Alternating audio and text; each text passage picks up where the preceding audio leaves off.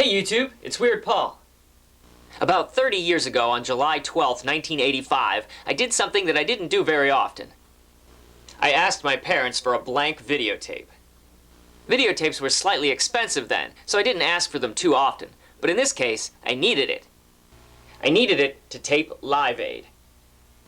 I had recently started listening to classic rock, and I still loved pop music, so I was really interested in seeing all the acts live on stage.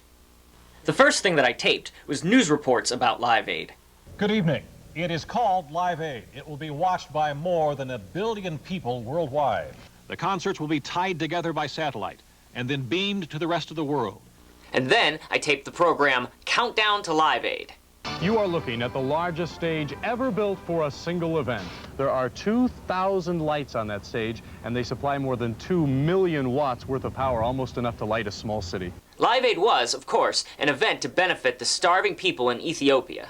We live just fine, rock and roll stars, and I think it's an obligation. The 100,000 tickets to the Philadelphia concert were $35 each. The lines had formed. JFK was sold out in a matter of hours. That show got me really excited, and then I went to sleep.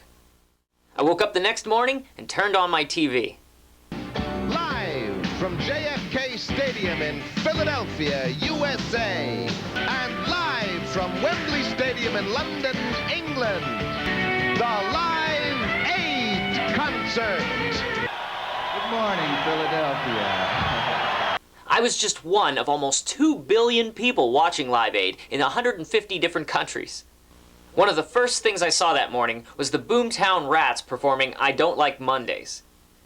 The Australian version of Live Aid, Oz for Africa, had already happened earlier, but I did get to see men at work and some pre-taped footage. Next up was the Hooters and Billy Ocean, who seemed to be having a hard time getting Chevy Chase off stage. Billy Ocean! Billy Ocean, let's hear it! We didn't have cable, so I watched Live Aid on network TV. It was on almost every station, and I found out by switching channels I could sometimes see footage from London, which is how I saw Nick Kershaw. I was happy to see his performance. One of the most exciting things for me was seeing all the original members of Black Sabbath reunite to perform Iron Man and Paranoid. Ozzy Osbourne threw a bucket of ice into the audience. The temperature there was around 100 degrees. There was actually one performer who played at both concerts that same day. Phil Collins and maybe even some other artists, after they are finished performing at Wembley Stadium in London, they will hop on a Concorde and fly here to the States to perform here at JFK Stadium. I think I'm prepared, yeah. I got my underpants and my socks and my shaving gear. Pretty cool. Then I taped this commercial for a Motley Crue concert that was coming up in Pittsburgh. Unfortunately, I missed part of Sting doing Message in a Bottle because of that commercial. On the list that I have with my Live Aid videotape, it says Bono's onstage antics.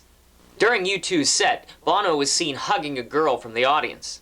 Later, it was revealed that she was being crushed by the surging audience, and Bono had saved her life by having security pull her out. The hits just kept coming, with Dire Straits, George Thorogood, Queen, Tom Petty, Rick Springfield, and the Cars. And there's that Motley Crue commercial again. About this time, all the networks stopped showing Live Aid for a while because it was time for the news. But that was okay with me, because I had to tape Weird Al lip-syncing to his new hit, Like a Surgeon, on solid gold anyway. And then it was back to Live Aid. This is Dick Clark live in Philadelphia, and you will not believe what's going to happen in the next 3 hours. It was truly amazing to see Robert Plant and Jimmy Page performing Stairway to Heaven over 4 years after Led Zeppelin had disbanded. Duran Duran's performance was later reviewed as having the worst single note that was sung that entire day. Performers that evening included David Bowie, Paul McCartney, and The who had broken up 2 years earlier. Next up was Daryl Hall and John Oates with members of the Temptations. They performed one of my favorite songs, Out of Touch. Mick Jagger took off his shirt, put something on, dude, and ripped off Tina Turner's skirt. Bob Dylan played with Keith Richards and Ron Wood, and then the stage filled with performers singing We Are the World. As the credits rolled, I took a deep breath, realizing that I had just witnessed music history in the making. But there was still more to come on my Live Aid tape.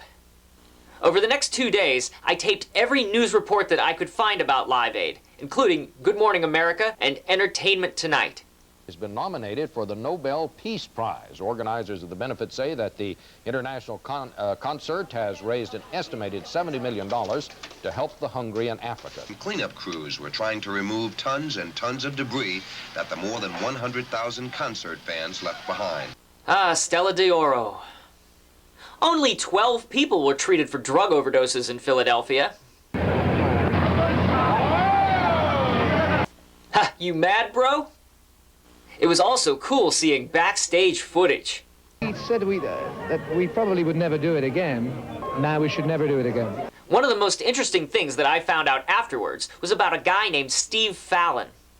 Steve needed a transplant, and while he was in the crowd of 90,000 people, a donor kidney was found. Fallon, who had been waiting a month for a donor organ, said he was shocked by the announcement. If Steve Fallon is here, we would like him to go over to that balloon over there. We have found a donor in Boston. What a way for someone and the rest of the world to find out they were getting a new kidney. This tape was the only way that I could relive Live Aid for almost 20 years until the Live Aid DVD came out. I'll be uploading rare Live Aid news report footage to my 80s TV YouTube channel, so check out the links below in this video's description. I hope that you enjoyed my look back at what it was like watching Live Aid in 1985. If you did, don't forget to click the like button down below. I'll see you soon with more memories. Thanks, YouTube.